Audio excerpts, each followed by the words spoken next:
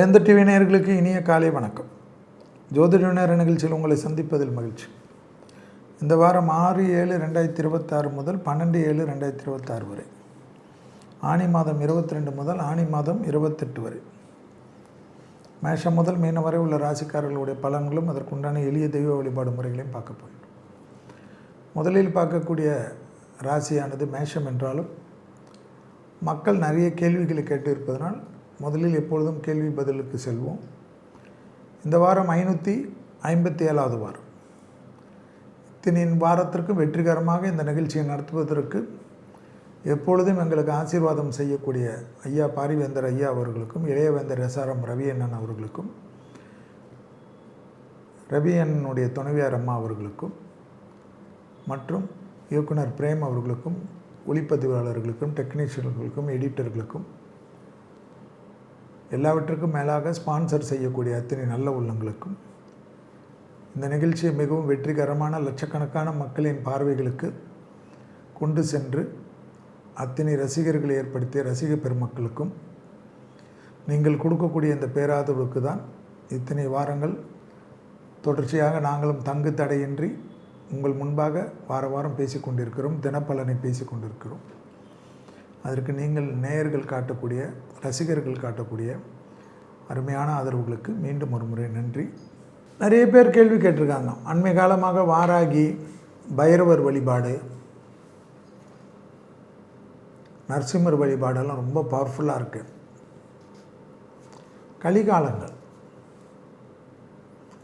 கலிகாலம்னா உலகத்தில் மனிதன் மிருகமாகி, மனிதன் வக்கரமாகி, எந்திரங்கள்லாம் மனிதனைப் போல் மாறி, எந்திரங்கள் ஆட்சி செய்வதும், எந்திரங்கள் மனிதனை நிர்வகிப்பதும், எந்திரங்கள் உத்தரவு போடுவதும், பல்லாயிரக்கணக்கான மைல்களுக்கு பின்பாக இருக்கக்கூடிய ஒரு ஊருக்கு, இந்த ஊரிலிருந்து அந்த நாட்டினுடைய சட்டத்திட்டங்களை கட்டுப்படுத்துவது. ஏன் யோசிச்சு பாருங்கள், ஒர்க் ஃப்ரம் ஹோம்ன்றீங்க. நீங்கள் இங்கே இருந்துன்னு அமெரிக்கா இருக்கக்கூடிய அந்த நிர்வாகத்தில் இருக்கக்கூடிய விஷயங்களை இங்கேருந்து கண்ட்ரோல் பண்ணுறீங்கள. யோசிச்சு பாருங்கள். மெடிசன்ஸ் எல்லாம் இருக்குது. அமெரிக்கா ஹாஸ்பிட்டலில் இருக்கக்கூடியவங்களுக்கு இங்கேருந்து மெடிசனுடைய எல்லாமே ரிப்போர்ட்டெல்லாம் இங்கேருந்து தான் ரெடி ஆகுது. சைனாலேருந்து ரெடி ஆகுது, மற்ற ஊர்கள்லேருந்து ரெடி ஆகுது, வியட்நாம்லேருந்து ரெடி ஆகுது, பங்களாதேஷ்லேருந்து ரெடி ஆகுது. எல்லாமே மனிதனுடைய வளர்ச்சி பிரமிப்பான வளர்ச்சி. இந்த சமயத்தில் உக்கிர தெய்வத்துக்கு தான் மனிதன் ஓடுவான். மனிதர்களுக்கெல்லாம் இனி அந்த காப்பாற்றுறதுக்கு அந்த உக்கிரமான தெய்வத்தை தான் மனம் ஈடுபடும்.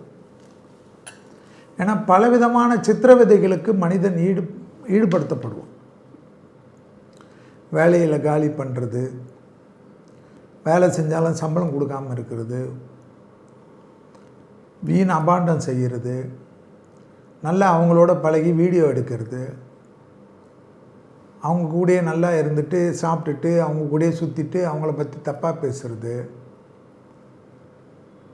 மனிதனுக்கு இதெல்லாம் சாந்தமாகாது. சாந்தமாக இருந்த மனிதனுடைய காலகட்டம் போய் வக்கரமும் விகாரமும் பார்த்துருப்பீங்க. ஒரு பொண்ணே அப்பாவையும் கொல்றது, அம்மாவையும் கொல்றது, இன்னொரு சிஸ்டரையும் கொல்றது கேள்விப்பட்டிருக்கீங்களா? ஸோ இந்த மாதிரி எல்லாம் வக்கரங்கள் இருக்கிறச்சு இந்த உக்கிர தெய்வத்துக்கு மேலே மனமே ஈடுபடும். இந்த தெய்வம் தான் நம்மளை காப்பாற்றணும் ஒரு மனதில் ஒரு நம்பிக்கை வரும். இது ஒரு காலகட்டத்துக்கு ஏற்ப மாதிரி உலகத்தில் மாறும். பராப வருடம் 60 வருடத்துக்கு முன்பாக அந்த காலகட்டத்திலும் உக்கிரங்கள் வழிபாடு செய்வார்கள். காளி வழிபாடு செய்கிறது, முனியனை வழிபாடு செய்வது, முனீஸ்வரனை வழிபாடு செய்வது. இப்போ விஞ்ஞானத்தின் வளர்ச்சினால் வாராகி நிறைய பேர்களுக்கு இஷ்ட தெய்வமாக எப்பொழுதும் வாராகி கும்பிட ஆரம்பித்தாவே, வாராகி மந்திரங்கள் கேட்க ஆரம்பித்தாவே வாராகியுடைய ரிசல்ட்டெல்லாம் நிறைய கிடைக்க ஆரம்பிச்சிடும். என்கிட்ட கூட நிறைய பேர் சொல்லியிருக்காங்க, செல்வி ஒரு வாராகி எங்களுக்கு கட்டி கொடுங்கன்னு.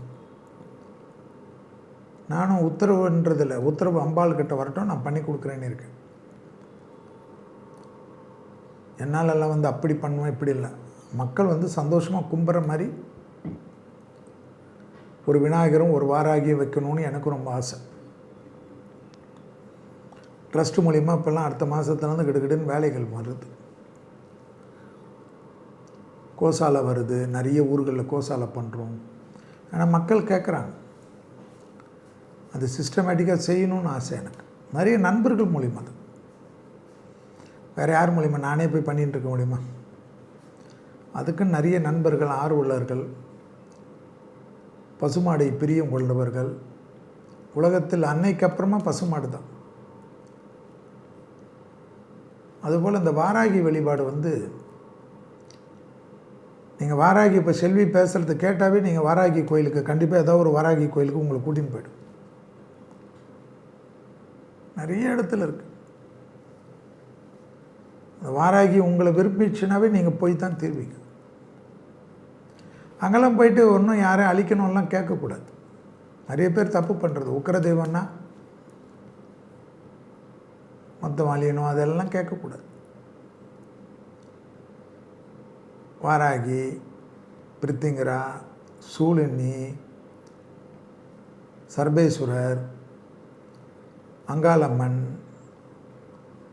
காளி, சாமுண்டி, பைரவர், துர்க்கை, இதை போல் தெய்வங்களுக்கு, விநாயகரே இருக்கட்டும், எல்லா தெய்வங்களுக்கும் நீங்கள் எதுக்காக வந்திருக்கீங்கன்னு அவங்களுக்கே தெரியும். நம்ம வேண்டுதல் என்ன இருக்கணும்? நான் வந்திருக்கேம்மா, நீ பார்த்துக்கோ. நான் வந்திருக்கேன் ஐயா, நீ பார்த்துக்கோ. இவ்வளோ தான். நம்மளுடைய அவதாரங்களில் வாராகிக்கு ரொம்ப முக்கியத்துவம். வராக அவதாரம். அதில் வந்து நீங்கள் பார்த்தீங்கன்னா நம்மளுடைய திருமாலின் அவதாரங்களில் வாராகம் என்பது ரொம்ப பிரசித்தம். அதுதான் அதனுடைய எஃபெக்ட். கல்கிலையும் வந்து எப்படி எவ்வளோ முக்கியத்துவமோ அந்த வராகத்துக்கும் அவ்வளோ முக்கியம். ஸோ அதனால தான் அந்த வாராகி ஏன் வருதுன்னாவே, உலகத்தில் வந்து இப்போ பெரிய பிரச்சனையே நிலநடுக்கங்கள் தான். இந்த நிலநடுக்கங்களுடைய உக்கரங்கள் எல்லாம் நம்மளை தாக்காமல் இருக்கிறதுக்கு வாராகி கும்பிடுவதெல்லாம் நிறைய விஷயத்துக்கு நன்மைகளையும் சந்தோஷத்தையும் ஏற்படுத்தும். நம்மளுடைய முன்னோர்கள் படைப்பில் வந்து பல விசித்திரங்கள், சிவனுக்கு சரி, அம்பாளுக்கு சரி, சக்தி பீடங்கள் சரி, 108 பிரபந்தங்கள் சரி, 108 பெருமாள் ஆலயங்களாக இருந்தாலும் சரி, சிவனாக இருந்தாலும் சரி, பஞ்சபூத ஸ்தலமாக இருந்தாலும் சரி, பிரித்து அங்கங்கே பிரித்து வச்சுருப்பாங்க. நமக்கு கைடன்ஸ் தான் சரியாக கிடையாது. 108 திவ்ய தேசங்கள்னால் அதுக்கு ஒன்றுத்துக்கும் ஒரு விஷயம் இருக்கும். அந்த 108 திவ்ய தேசங்களை பற்றியெல்லாம் படித்தீங்கன்னாவே நமக்கு புரியும். சக்தி பீடங்களை படித்தாவே நமக்கு புரியும் எது எதுக்குன்னு. எல்லாமே எப்படின்னா, அந்த பீடங்கள் வந்ததே அம்மனுடைய குருதியால் என்பதையும் ஞாபகத்தில் வச்சுக்கணும். ஒன்றுத்துக்கும் ஒரு வரலாறு உண்டு. அப்படியே காரில் பொறிச்சு கேட்டுக்கினே வந்தீங்கன்னா அப்படியே அது பாட்டு வரும். ஸோ இது மாதிரி எல்லாமே உக்கிர தெய்வத்திற்கெல்லாம் இனி வரக்கூடிய காலகட்டத்தில் நம்மளுடைய வேண்டுதல்கள் உடனடியாக தீர்வு கிடைப்பது என்பதற்காக தான் இப்போ எல்லாருமே உக்கிரத்துக்கு ஓடுறாங்க. நிறைய தனியார் கோயில்கள்லாம் பார்த்திங்கன்னா உக்கிர தெய்வ வழிபாடுக்கு தான் முக்கியத்துவம். சாந்த ரூபிணியாக சில இடத்துல தான். மகாலட்சுமிக்கு நிறைய இடத்தில் மரியாதை. ஏன்னா பணத்துக்கு ரொம்ப முக்கியம் இல்லை. ஸ்ரீசக்கரத்துக்கு நிறைய மரியாதை, ஸ்ரீசக்கர மேருவுக்கு நிறைய மரியாதை, எந்திரங்கள் பிரதிஷ்டை பண்ணி இப்போ பூஜைகளுக்கு வந்து நிறைய மரியாதை. இப்போ ஒரு காலத்தில் வாஸ்து எந்திரம்லாம் நிறைய பேருக்கு தெரியாது. இப்போ நிறைய பேருக்கு வாஸ்து எந்திரம்னா தெரியுது. கணபதி யந்திரம்னா தெரியுது, மச்ச வாஸ்து யந்திரம்னா தெரியுது, அது தெலுங்கில் இருந்தாலும் தெரியுது. ஸோ இது போலெல்லாம் வந்து தெய்வத்தினுடைய இதெல்லாம் நம்ம முன்னோர்கள் ஏற்கனவே பல்லாயிரம் ஆண்டுக்கு முன்பாக எழுதி வச்சதெல்லாம் போய் எங்களை போல் ஜோதிடர்கள் இதிலெல்லாம் ஆர்வம் கொண்டிருக்கக்கூடியவர்கள் எல்லாம் எடுத்து சொல்ல சொல்ல மக்களுக்கு அந்த வழிபாடு மேலே ஒரு ஆர்வம், சந்தோஷம், ஒரு அற்புதம். அதனால் வாராகி கும்பிடுவது வந்து மட்டும் விலக்கல்ல. உங்களுக்கு எந்த தெய்வம் பிடிச்சாலும் போயிட்டு வாங்க. வாராகியெல்லாம் ஈர்ப்பு. துர்கை எப்படி இருப்போ துர்கையுடைய அவதாரம் தானே பார்க்கலாம். பிரித்திங்கரெல்லாம் ஒரு காலத்தில் பயப்படுவாங்க போகிறதுக்கே மக்கள், ஐயோ வேண்டான்வாங்க. காளி, பிரித்திங்கரா, சூலினி, வாராகி, அங்காளம்மன், அதெல்லாம் அந்த காலத்தில் இருந்து. இப்போ அப்படியெல்லாம் கிடையாது. பிரசித்தி பெற்ற கோயில்களுக்கு மட்டும் போகக்கூடியவர்கள் இருந்தார்கள் ஒரு காலம். இப்போல்லாம் அது மாறிடுச்சு. இப்போ எந்த ஊரில் கோயில் திறந்தாலும் அந்த கோயிலில் சக்தியும் இருந்தால், சத்தியம் இருந்தால், பூஜை முறைகள் கரெக்டாக கடைபிடித்தால், அன்னதானங்கள் சிறப்பாக நடைபெற்றால், ஆன்மீகத்தில் குறைவில்லாமல் வருபவர்களுக்கு எல்லோருக்கும் சரிசமமான தரிசனம் செய்யக்கூடிய அந்த தெய்வ சிலையை பிரதிஷ்டை பண்ணுறச்சே கரெக்டாக இருக்கணும். ஏன் மேல்மருவத்தூருக்கு அவ்வளோ பேர்? ஏன் பெண்கள் தீட்டு சமயத்தில் கூட அந்த கோயிலுக்கு வரலான்னு மருவத்தூர் ஐயா வந்து புதுசாக ஃபஸ்ட்டு ஒன்று கொண்டு வந்தார். பெண்களுக்கு எங்கெல்லாம் சத்தியமும், பெண்களுக்கு முக்கியத்துவமும், பெண்களுக்கு புகழும், பெண்களுடைய பூஜைக்கு முக்கியத்துவம் கொடுக்கக்கூடிய கோயில்கள் எல்லாம், அந்த கோயில்களில் சத்தியம் இருக்கும், சக்தி இருக்கும். பெண்களை சிறுமைப்படுத்தக்கூடிய கோயில்கள் எல்லாம் 30 வருஷம் 60 வருஷத்தில் காணாது போயிடும். ஞாபகம் வச்சுக்கோ.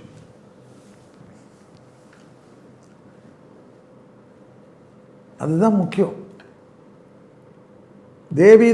தேவி மகாத்மியம் தான். மேல்மருவத்தூருடைய ஐயாவுடைய இதில் சிறப்பு பார்க்கணும்.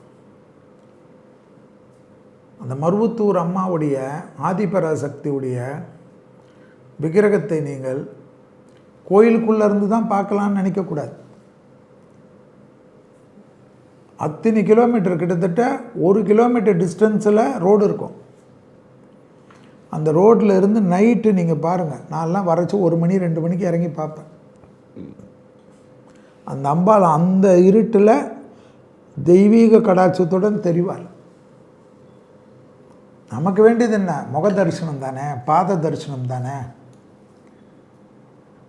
அதுபோல் கட்டக்கூடிய கோயில்களெல்லாம் கொஞ்ச நாளில் வந்து சத்தியம் வரும். எங்கேயோ இருந்து ஒருத்தர் கும்பிட்டு உன்னை பார்த்துட்டேன் தாயேன்னு சொன்னால் அது போகாதா?